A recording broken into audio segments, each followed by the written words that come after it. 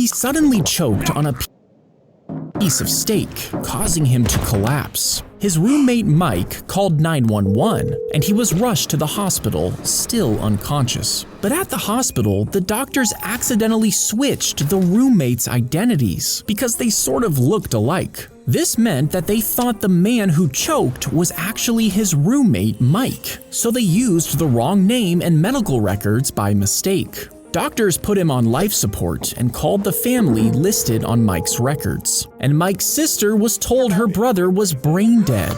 Heartbroken, she agreed to let the doctors turn off the machines. But a few days later, Mike walked into her house totally fine, and they realized she had unknowingly decided to end someone else's life, thinking it was her brother Mike.